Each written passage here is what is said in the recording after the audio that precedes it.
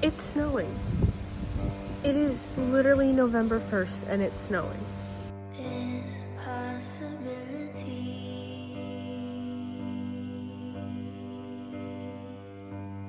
There's a possibility. Anyways.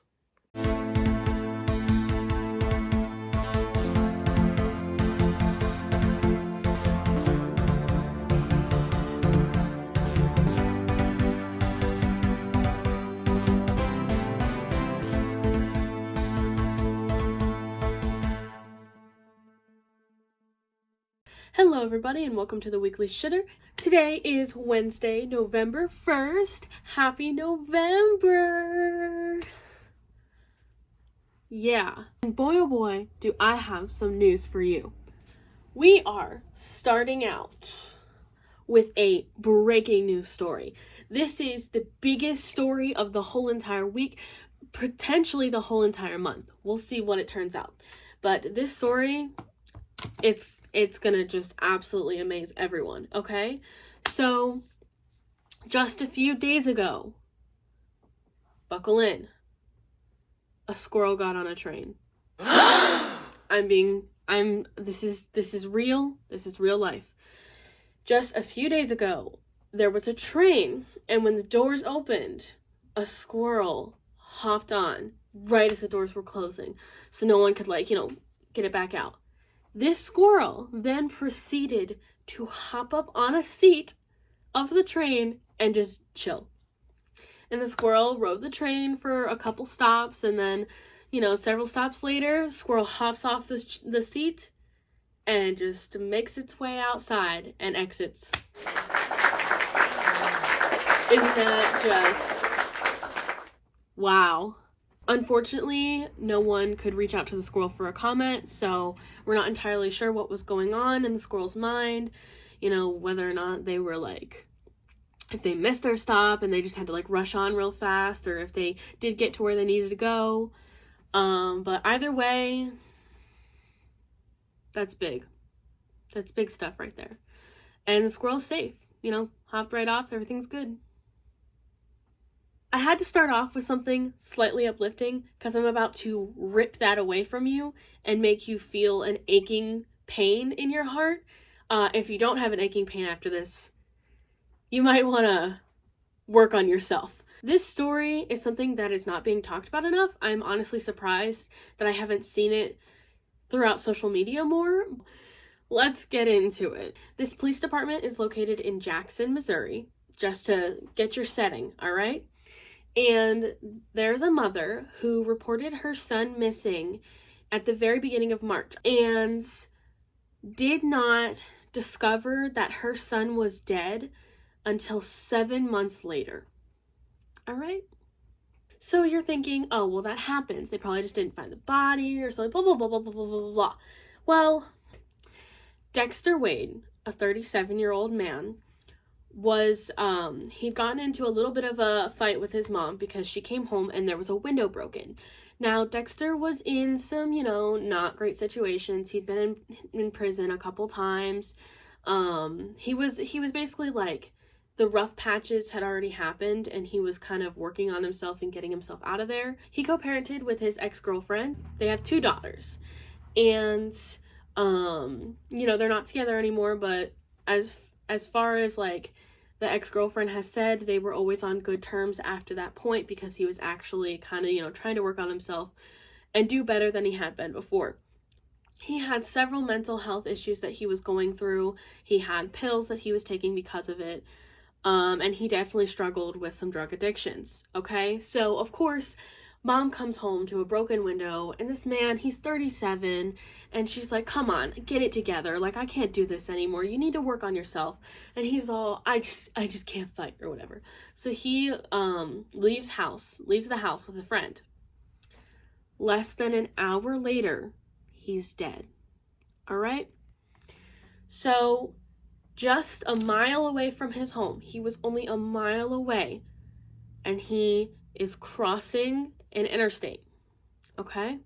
It's 6 lanes of traffic, and he's definitely on some drugs. I believe one of them was methamphetamine.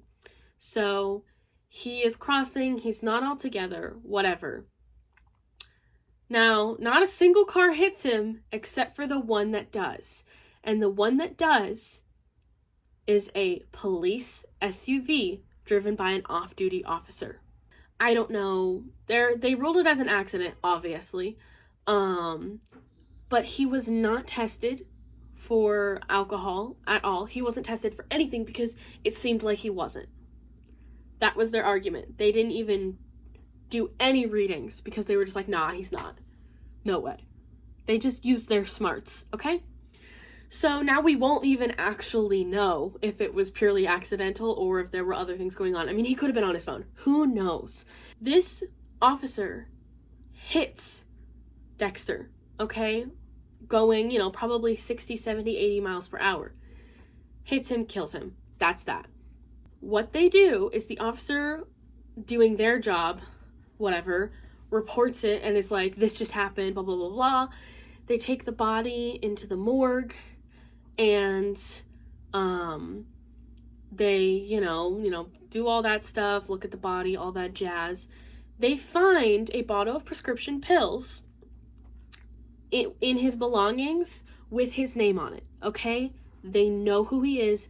They know his name. A week or so later, the mom is freaking out. She's freaking out because apparently Dexter never went more than 2 days without calling home. Like, if he was gone, she knew. She knew he always did that for her. And so she's freaking out and she wants to call the police, but some of her, I believe her friends or her sister are like, no, don't call the police. We don't trust the police here. Because apparently another family member was killed by a police officer using excessive force previously by the same police department. And they lost their case against the police department because it was ruled that there was no liability, even though he was like slammed into the ground, and that's what ended up killing him. So already we know that the Jackson Police Department is not exactly good. I mean, not like any of them are, but like this one, there are already clear and present issues and there's already some weird stuff going on, okay? So she wants to call the police. Everyone's telling her not to because they're not going to do anything about it. But that's her baby. That's her son. So she ends up reaching out to the police and telling them, like, this is what's going on. He's missing. So she files the report. Nothing. Silence. So then she's like, I'm not doing this. She files another report with a different investigator. And the investigator spells Dexter as Dester. And so it's just nothing. It's just another useless thing. For 7 months, this woman, weekly, daily, she's making posts on Facebook. She's calling everyone. She's going on these neighborhood-wide searches for her son. She's doing everything in her power to find her son. She said the ex-girlfriend and the daughters were constantly calling, panicking. Where's my dad? Where is he? What's going on? Do you know? And so everyone that was important to him, they're looking for him. They're scared. They're freaking out. This goes on for 7 months. Okay? Allegedly, there's a phone call that goes to the mom, but she doesn't pick up, and so they leave a voicemail. I don't know what that voicemail entailed. I don't know if it was, hey, your son's actually dead, by the way. Or like, hey, this is the police department. Give us a call. But the mother says that she did not receive that call. Like, she never received it. But the police are like, yeah, no, we did it. We called, we left a voicemail. Imagine getting a voicemail that's like, hey, so a couple weeks ago, one of our police officers just like, your son. So like, yeah, what do you want to do about that? Mind you, they knew his name before they reached out. It just took them a little bit. So I think it was like a week or so. The police department is called and asked any news on this missing person and all kinds of stuff. And they just go, no news. Even though they have Dexter's name on file as deceased, they know it's him. They just continually tell the mother, no, there's no further updates. Like, they lie straight to her face. Now, the police department is saying that this was a miscommunication, which is possible because, you know, a lot of crime means it's harder to keep things organized. But this was 7 months. 7 months of her calling constantly. And, like, so you know they weren't checking. You know they were just like, nah, she's crazy. He's probably dead somewhere. Even though they had him. They had him the whole time. So after a while, this police department decides to request that they can bury Dexter in one of their, like, grounds where they bury the unclaimed bodies. Even though they know who he is. They know who he is. And they're still like, can we bury him here? And it gets approved. By April, they're burying his body. And I was looking at, like, the timeline of things, and, like, while they were burying his body, she was posting on Facebook, like, please, if anyone see my son. Finally, somehow, some way, some officer reaches out to her and tells her her son's been buried somewhere. 7 months later. 7 months later. And she's like, what? No way. So she goes, and the officer holds her hand as she sees her son buried. And sobs and sobs and doesn't know what to do because there was still that hint, that hope that he was alive this whole entire time because no one told her otherwise. And because she knew he was mixed up in bad things, so maybe he was off doing something or whatever, you know, like. And all of this has been chalked up to miscommunication. But not only that, this is what gets me. The police refuses, that department, Jackson, Missouri department, they refuse to answer any of the questions going on about this. Which, of course, you're going to have many. I probably already expressed some of mine. The questions of how could you have possibly failed to tell her this amount of times that her son was dead if you had him in a morgue for a month, and then you also had him buried, but his name was already found in the prescription bottle on the label. They knew his name. Someone left one voicemail, or claims they did, because if you're looking for your son, you're checking your phone constantly. You're giving your phone number out to anyone on Facebook. Like, that's what she was doing. So she was probably checking every single voicemail. There's no way she would have missed that voicemail.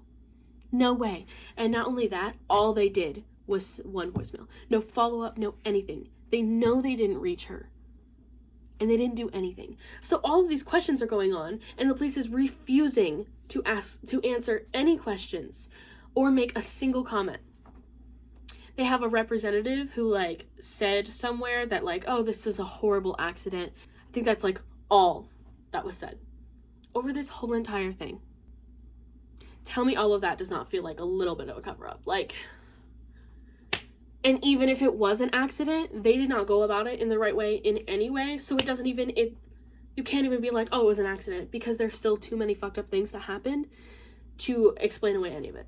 Let's take a breather. That was a lot. That was a lot to take in. That's a horrible kind of privilege to be able to get away with murder like that. And let's segue into a different kind of privilege. With our person of the week, technically people of the week, because they are twins. I would like to talk about the D'Amelio twins. D'Amelio? I don't know.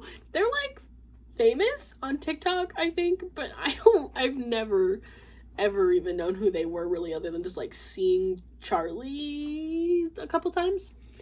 But something was brought to my attention, and it is the stanky privilege that they displayed just a week ago. I'm about to show you a TikTok that they made. They made actually a whole bunch of TikToks, but apparently the D'Amelio family is starting, like, a snack brand called Be Happy Snacks, and they are collaborating with Walmart. I think that's the only place that their snacks are available. So they made a whole bunch of videos, but like of the D'Amelio twins just like cosplaying working at Walmart. They were trying to be funny, but it does stink of I'm poor and I'm a hard worker, buy my chips. Here's the video.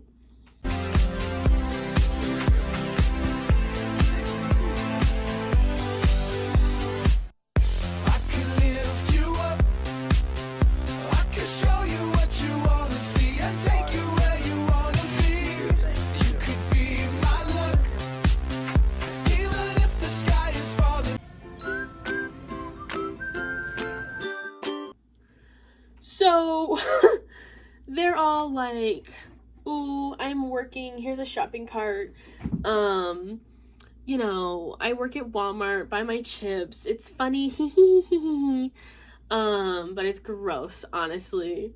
And it made me think of this meme because it's like, oh, I'm quirky, I can scan an item at Walmart.